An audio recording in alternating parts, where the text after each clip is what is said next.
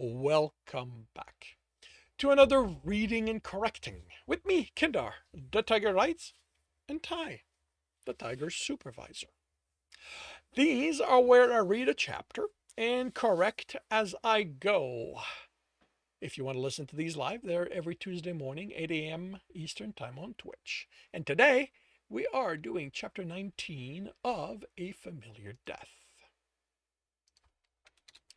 Marlot closed the clinic door behind them, cursed when he remembered it didn't have a lock, and held himself together long enough for them to enter the inner clinic and lock that door.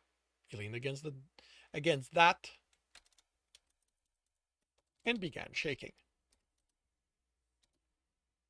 Trembor pulled him into his arm. "It's okay," he whispered. Marlot rested his head against his lover's shoulder. No, his mate.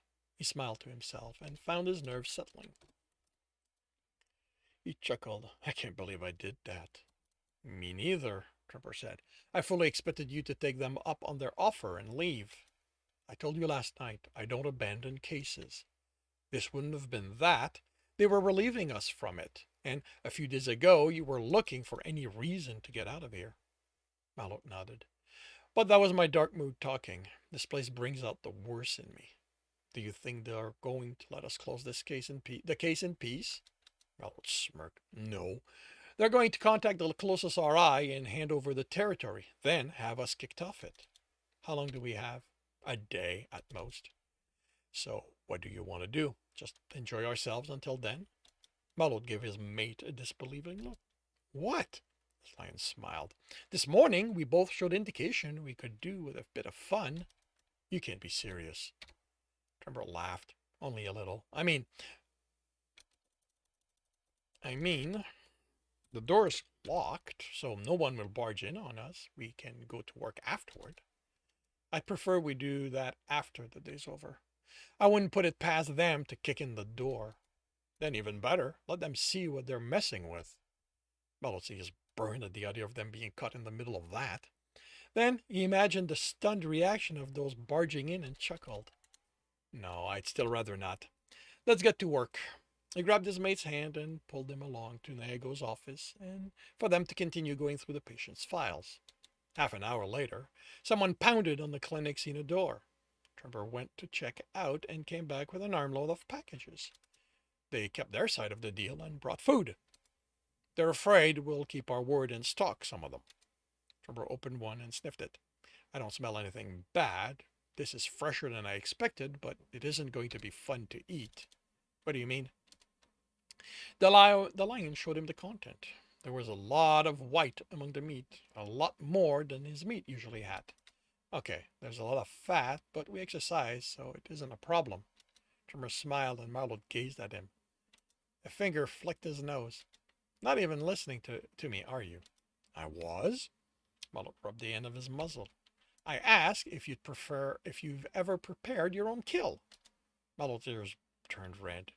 He hadn't heard the question. He'd been envisioning the two of them setting up their house, inviting Trembor's family over to celebrate. "No, I let a prep store do that. Although, there've been those times we ate on the floor. Those don't count. Next time I out as breakfast, you're helping me with the preparations." The preparation? Yeah, that would be plural. The preparations. "You need a primer because we will be prepping our own meat from now on." He indicated the inside of the package. "The white's not just fat. That's a lot of ligaments. That makes for tough meat. This is probably the worst part of the kill, other than the hide and hooves. We're going to be spending all day chewing." Marlot looked at the meat. "I should have asked for specific cuts." He forced a smile. "It's too late now. We're going to have to deal with it." Trevor nodded and looked at the heater in the corner. "How hot do you think that gets?" Marlot looked at it. "Looks standard. This probably just brings the meat back to living temperature. Why?" "The best way to deal with this kind of meat is to bake it for a while. Let me check what I can do." The lion brought the meat to the heater and fiddled with that. Marlot went back to looking through the patient's file. 20 minutes later, Tremor sat back down. Marlot looked at the container, and a third of the packages were gone. The heater was running, but he couldn't see the settings from where he was. His lion took out his pad and indicated he was ready. Marlot sent him a batch of files, and they both went back to work. Over the following hours, it became harder for him to focus as on his search as the sense of meat, sense of meat filled the room. His stomach growled louder. He looked up when he heard Trembor cursed and caught himself wiping drool off the side of his mouth. I can't wait any longer, his lion commented. It was 2 hours after lunchtime, so the meat had been in the heater for 5 hours. Trembor placed the heater's metal tray on the desk between them. I couldn't get the heater quite hot enough for the best result. It would probably take all day for this to get this nice and tender, but it should be edible. The meat on it was glistening. Marlot carefully picked a piece, surprised not to burn himself, and at how much fat dripped off. He had to put a hand under it to keep it from making trail on the desk. Where did you learn to bake? How to bake? He popped the piece in his mouth. The piece in his mouth. At home. My dad does most of the baking, and he made sure we all knew the basics before we left. Didn't your parents teach you? Marlot had to chew for a while before he could swallow an answer. Not a lot of baking happened at my home. Mom did some. You tasted one of the few dishes she knows. Your favorite. Marlot chuckled. Because it's the best of the few she can bake. I don't remember her ever trying to teach me. With her work at the commune and taking care of us, she didn't have much time or patience when she did bake, so she didn't want us in her kitchen while she was there. My dad always made sure to take the time to bake our meals, even when he worked, and he never threw us out of the kitchen. Marlot ate in silence for a while. Your father is a better parent than mine. Until yesterday, I would have argued that he wasn't that bad, but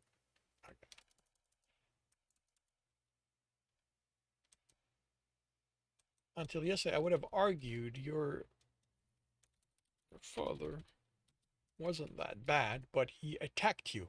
I can't accept that from any parent. The crazy thing is that having him attack me represents the only time I can remember him demonstrating any kind of emotion toward me. He looked at the meat, thinking of his father had killed his appetite, but he forced himself to eat more.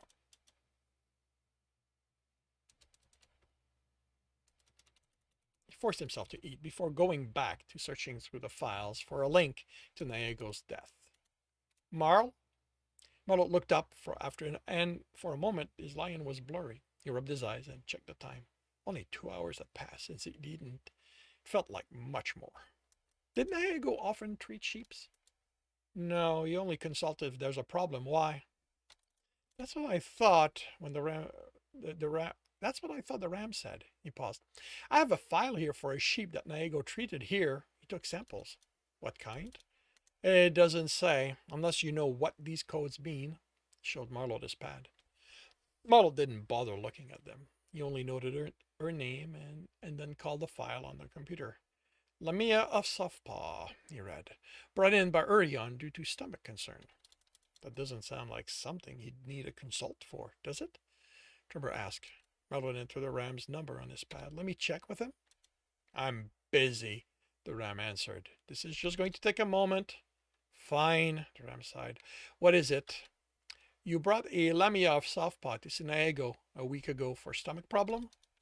That's not why I brought her. I don't know why Medic Niego marked it as that. What was the reason? Our pregnancy had been giving her problem. I haven't been able to find out why, so I asked him for his help. After explaining her issues to him, he had me bring her to his clinic. Did he find out what was wrong? No. He drew blood, took a womb sample. He seemed to know what he was looking for, but he didn't tell me anything. He sent the sample out for testing. If the result came back, he never told me. Would he have contacted the ship directly? The ram snorted. And told her what? She's a farmer. Unless he told her to go to his clinic, in which case she would have called me to drive her, there isn't much he could say that she'd understand. Marlot thanked him and terminated the call. Did you see anything about the sample being sent to a lab? Trembor looked at his pad. I don't... Yes, there it is. He sent blood and fetus sample to Arcego Labs. He tilted in here. That's the lab the protectors use for all their tests. Why Why didn't he do it here? Jessica does his own analysis. You've seen this place. There aren't any calls for those kind of tests, Marlot said while he searched the computers for the lab's numbers. It wasn't worth it for him to invest the money in those machines. Let me call them. Arcego, how may I direct your call? A bored-sounding male answered. I'm trying to find a result for some tests you did. The samples were sent on. He looked to his line, who gave him the date, and he repeated it. If the tests have been completed, they've been couriered to you. It's been more than a week. I'm trying to find if they were completed. The male sighed. What's the number? What's the sample number? Marlot read the number Nyago had noted when he'd taken the sample. That isn't one of our numbers. Then I don't have one. How can you not have that? It was given to you when you submitted the test request. I'm not the one who made the request. I'm registered investigator Marlot Blackclaw. I'm looking into the death of Medic Nyago from the town of Great Prairies. I see. The male hesitated before continuing. Does the test play a part in his death? I don't know. In that case, I can't divulge you that information. Test results are confidential. Okay. Can you at least confirm if the tests were done? And if so, when were the results sent back? Give me a moment. Without the number, I have to search it by date. I was typing for a time. There it is. Medic Nyago Silverfur. Yes, the tests were completed and sent to him 3 days ago. Can you tell me what kind of test he asked for? I'm sorry, no. Thanks. Anything useful? Trembor asked. I don't know. The test left the city 3 days ago, so they would have gotten here the day of his death, but there isn't any notes in the file showing he received them. If the package came in after he died, would it have been left here? No, but he was here. He died during the night, and he doesn't leave the clinic unless there's an emergency. There would have been a notation if there had been one. Okay, so why didn't he log that he received it? Every other patient he looked at that had lab work done, the receipt is noted. He didn't want a record of the tests. Why not? Well, thought about that. In this place, I can only think of one reason. He called Urion again. What? The ram's tone wasn't pleased. I need to talk with the sheep you brought to Nyago Lamia. Why? I need her to clarify something. You really think she's going to be able to answer questions relating to her pregnancy? If you have any questions, ask me and I'll answer them. You can't answer them. Then I don't see how I can permit you to visit her. Medic Roundpoint, I'm not asking for your permission. I'm doing you the courtesy of telling you so you can be there. I will be talking to her regardless. You can't just barge in on her like this. She isn't well. I'm not going to rough her up. I'm going to ask her questions that could have a bearing on Nyago's death. I told you, I'm talking with her whether you are there or not. Durham sighed. Fine. I'll meet you at the Striptail medical clinic. It'll take me about an hour to get there. We'll be waiting for you. He ended the call and shut down the computer, then headed for the door, Trembor behind him. He unlocked the inner clinic and then relocked it before opening the door leading outside, only to stop at the sight of a large female bison reaching for the handle. The clinic isn't open, Marlot said, getting over his surprise. Nyago died. That's okay. She nodded and looked him over. I'm not here to see him. I'm registered investigator Arana Stump. I want to know what the problem is that's got the geezers in such a state they rush to give me this territory. They haven't let me come close to it for the last 5 years. Marlot's jaw dropped. You're the local RI? He chuckled. Oh, they must have been overjoyed to hand over the territory to her prey. She got in his face. I'm no one's prey, she growled. Marlot took a step back, forcing Trembor to move out of the way. I didn't mean any disrespect. You must have noticed this town is a clear division between predators and prey, she snorted. Like it's the only one to do that around here. None of the others have any problem with me being their RI, so who are you? Marlot smiled. I'd be the problem that's got the geezer in a hurry to give you the territory. R.I. Marlot Blackclaw, and this is my partner, Trembor Goldenmane. This territory can't be yours. It became available 5 years ago, and I know no one took it over because I'm the only RI in the region. It used to be mine. I gave it up with all the others 5 years ago when I moved to the city. I thought Fadel would take it over. She was about to graduate when I left. Arana shrugged. No idea who that is.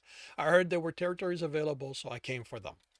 Where did you come from? Investigator Stump. Trembor asked. Hadel City? The lion's ear straightened. Well, Marlowe tried to remember if he'd ever heard of the name before. That's quite a ways. Did you fly? She shuddered. I drove 3 days straight. Why did you come here from all the way there? The bison leveled her gaze on Trembor. I needed to leave the city. Don't bother asking why. She focused on Marlot. You've confirmed this isn't your territory, so now tell me why you're here and why they're in such a hurry to get rid of you. You might as well come in, Marlot offered. He pulled a chair in the waiting room and sat. Trembor sat next to him, and after a moment, she pulled a chair and sat facing them. They forced me to come take this case because they thought they could control me, get me to close it quickly without bothering to find the actual killer. She canted her head. You that sloppy of an RI? I used to be. I don't know how the other town councils have treated you since you didn't grow up here, but they are set in their ways. The councils have a lot of power, and until I moved to the city, I didn't know I was supposed to have more than them. They expected me to be that same easy-cowed wolf they'd known before. Yeah, I've had to butt head with the councils in the other towns, but they respect me now. If this bunch thinks they're replacing you with someone they can growl at, they're in for a surprise. Marlot shook his head. That isn't why they want us out of here. Me and Trembor are mated. So, the car's yours then. Yeah, it is. She sighed. I had no idea how close-minded people were before I got here. Feels like it should be part of a history vid with all the predator-prey segregation and this stupid idea males can only mate females. That's why I left, Marlot said. I wasn't planning on coming back, but the council blackmailed me into it. Yesterday, it came out that we're lovers. This morning, they tried to kick me off the case, so I pointed out they didn't have the authority. She nodded. Which is why they told me to get rid of you when they gave me this when they gave this territory to me. I'm going to fight for you for this case. She frowned. Why? Considering what they did to your car, I think you'd jump at the chance to leave. Yesterday, I would have, but I'd have regretted it. I don't just drop a case. But that isn't why I want to finish this. I want to stick it to these bastards. I want to close this case and shove it down, shove it so deep down their throat that they'll be shitting data for a week. She laughed. Vindictive male, aren't you? Marlot shrugged. She sobered. If I tell you, I'll give serious consideration to letting you work the case. Can you two make yourself scarce for the rest of the day? I want to be able to tell the council you've left so they'll finalize the transfer. They're going to claim you broke your agreement with them if you let me stay on the case. Let them. This thing about getting rid of you isn't on file anywhere. It's a handshake deal. Once the territory is officially mine, they'll have to prove there were conditions to me getting it. We do need to go see that sheep, Trembor said. Marlot nodded. After all, we can drive to a neighborhood. After that, we can drive to a neighboring town for the night and get a decent meal. The bison sniffed the air. Regardless, you're going to want to take what's in the heater out of here. I'm not a meat eater. They'll be ready for us to eat tomorrow, the lion said, standing. I'm afraid I can't do anything about the smell. He left them to retrieve the meat. She studied Marlot. This sheep, what's she have to do with the case? Is she the killer? No, she isn't, and I'm not certain that she's involved. That's why I want to talk to her to clarify things. Okay, then. Tomorrow morning, we meet up here and we can discuss the case. Trembor returned, licking his fingers, and they left for the commune. And this concludes chapter 19 of A Familiar Death. If you are enjoying this, please leave a like. If you want to know when the next chapter will be up, subscribe and hit the bell. If you want to read the book as well as the other in the series, they are available on all major e-retailer. If you want to support me directly, you can do that on my Patreon, where you can also get access to just about everything I've written. If you want to listen to these live, it's every Tuesday morning, 8 a.m. Eastern Time on Twitch. The links are in the notes. And with that, I shall wish you a good day.